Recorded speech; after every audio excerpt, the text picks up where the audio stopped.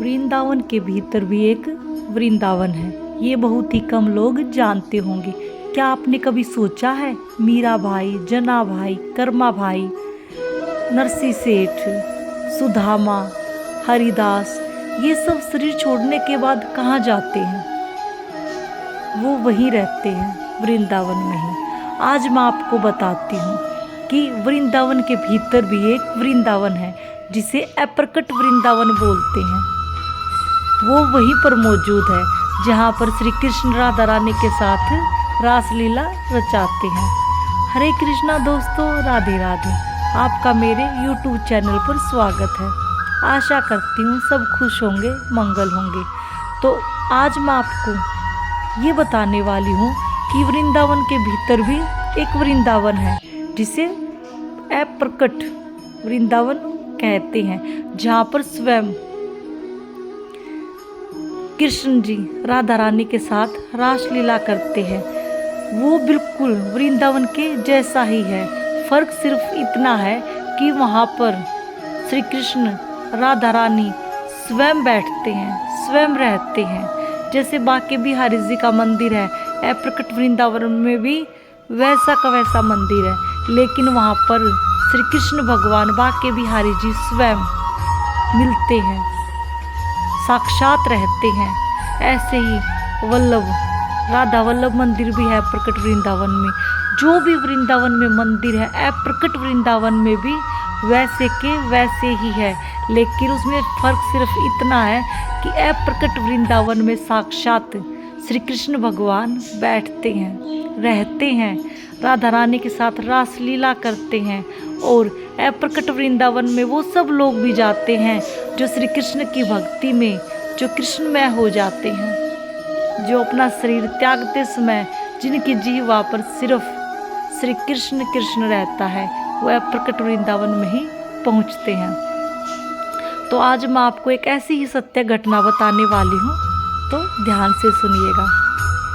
हरिदास, जिसको सब जानते हैं, हरिदास जी के शरीर छोड़ने के बाद बांके बिहारी जी की पूजा, सजना, संवारना सारा कार्य बांके बिहारी मंदिर का बिहारन देव जी महाराज करते थे। बिहारन देव जी महाराज बांके बिहारी जी के बहुत ही बड़े भक्त थे। सारा दिन कृष्ण कृष्ण कृष्ण कृष्ण कृष्ण कृष्ण कृष्ण कृष्ण जपते जपते निकल जाता था। लेकिन जब भी वो बांके बिहारी जी को स्नान कराते, पोशाक पहनाते, बिहारन देव महाराज जी के मन में एक ही बात रहती थी कि हे बांके बिहारी, मुझे अप्रकट वृंदावन देखना है, सिर्फ एक बार देखना है। तो ऐसे ही प्रतिदिन बांके बिहारी जी को स्नान कराते, मसाज करते, पोशाक पहनाते, सारा कार्य करते, भोजन कराते, लेकिन मन में सिर्फ एक ही बात रहती कि हे बांके बिहारी, मुझे एक बार अप्रकट वृंदावन देखना है कि कैसा है, सब वहाँ पर कैसे रहते हैं। तो एक दिन बिहारन देव महाराज जी यमुना जी पर गए हुए थे और वहाँ पर दातुन कर रहे थे। तो दातुन करते करते बिहारन देव जी की आंखें बंद हो जाती हैं, बिहारन देव जी बेहोश हो जाते हैं और फिर बिहारन देव जी कहाँ पहुँच जाते हैं? अप्रकट वृंदावन में, जहाँ सब कुछ साक्षात दिखाई दे रहा था। श्री कृष्ण राधा रानी के साथ रासलीला कर रहे थे। बिहारन देव महाराज जी ने सभी मंदिरों को देखा, पूरे अप्रकट वृंदावन को देखा, बहुत खुश हुए, बहुत प्रसन्न हुए, क्योंकि अप्रकट वृंदावन देखना जो चाहते थे। तो ऐसे ही अप्रकट वृंदावन में भ्रमण करते करते बिहारन देव जी महाराज को 3 दिन हो जाते हैं और वृंदावन में बांके बिहारी मंदिर में हाहाकार मची हुई होती है, क्योंकि बांके बिहारी मंदिर के पट 3 दिन से नहीं खुले थे, क्योंकि बिहारन देव महाराज जी बेहोश पड़े थे और उनके मुख से खून निकल रहा था। सब उनको होश में लाने की कोशिश कर रहे थे। बड़े बड़े डॉक्टरों को, वैद्यों को बुलाया गया, लेकिन बिहारन देव महाराज होश में नहीं आए। तो सब परेशान थे, क्योंकि 3 दिन से मंदिर बंद पड़ा था। दूर दूर से भक्तजन आए हुए थे, वृंदावन में बांके बिहारी जी के दर्शनों के लिए। तो 3 दिन हो जाते हैं, बिहारन देव जी भ्रमण करते रहते हैं, वह प्रकट वृंदावन देखते रहते हैं। जब वह प्रकट वृंदावन को पूरा देख लेते हैं तो बांके बिहारी जी को धन्यवाद करते हैं।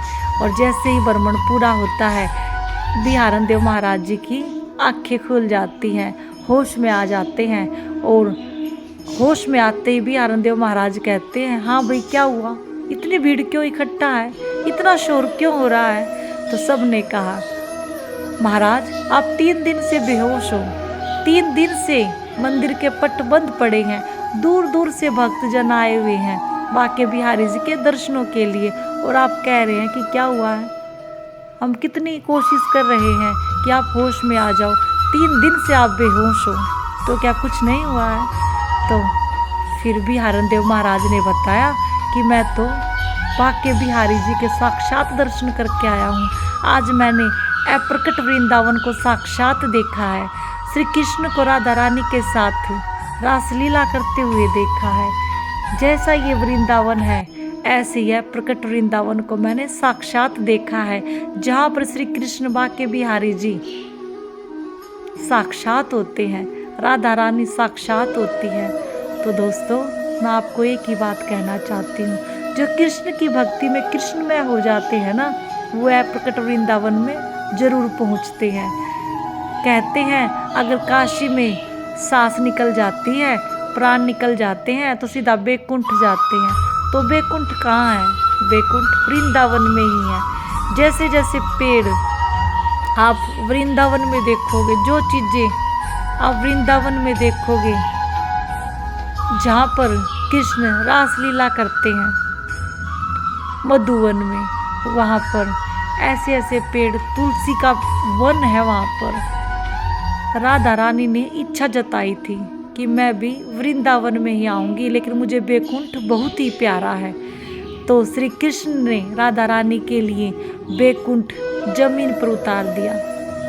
बैकुंठ तो स्वर्ग में है, लेकिन श्री कृष्ण ने राधा रानी के लिए बैकुंठ वृंदावन में ही बना रखा है। तो जिन लोगों की जीवा पर कृष्ण कृष्ण रहता है और मरते समय, प्राण निकालते समय भी कृष्ण कृष्ण रहता है, वो सीधा बैकुंठ जाते हैं, वृंदावन जाते हैं, प्रकट वृंदावन में पहुंच जाते हैं, जहाँ साक्षात श्री कृष्ण राधा रानी के साथ रासलीला करते हैं। तो ये बड़े सौभाग्य की बात है कि सबकी किस्मत में नहीं है वृंदावन जाना, क्योंकि वृंदावन प्रेमियों की धरती है, श्री कृष्ण भगवान की धरती है। वहाँ पर जो लोग जाते हैं ना, वो दीवाने हो जाते हैं। तो कोई आम जगह नहीं है वृंदावन, बहुत ही खास जगह है। और वहाँ पर कोई भी, मैं आपको बता दूँ कि कोई ये सोच रहे मेरे को वृंदावन जाना है, लेकिन जब तक बांके बिहारी की कृपा नहीं होगी, जब तक बांके बिहारी जी नहीं चाहेंगे, तो कोई भी व्यक्ति वृंदावन नहीं जा सकता। मैंने ऐसे ऐसे व्यक्ति देखे हैं जो सारी उम्र सोचते रह जाते हैं कि वृंदावन जाना है, मथुरा जाना है, बरसाना जाना है, लेकिन नहीं जा पाते। वो कब जा सकते हैं? जब श्री कृष्ण भगवान स्वयं आज्ञा देंगे, आदेश देंगे, परमिशन देंगे, तभी जा सकते हैं। ऐसी आम जगह नहीं है, कोई साधारण जगह नहीं है वृंदावन, बिल्कुल असाधारण जगह है, जहाँ पर बिना ठाकुर जी की कृपा से कोई कार्य नहीं हो सकता। जब तक आपका मन पावन, शीतल और पवित्र नहीं होगा, तब तक आप वृंदावन नहीं जा पाओगे। क्योंकि वृंदावन जाने में कोई ज़्यादा पैसे नहीं लगते, बात पैसों की नहीं है। ऐसे ऐसे लोग हैं जिनके पास पैसा बहुत है, लेकिन किस्मत में वृंदावन जाना भी नहीं है। तो मैं आपको एक बात बता दूं, प्रेमियों की धरती है वृंदावन, ऐसी वैसी जगह नहीं है कि कोई भी पहुंच जाए। तो आज के लिए बस इतना ही। अगर वीडियो अच्छा लगा है तो वीडियो को लाइक, कमेंट में राधे राधे जरूर करना, और मिलते हैं अगली वीडियो में।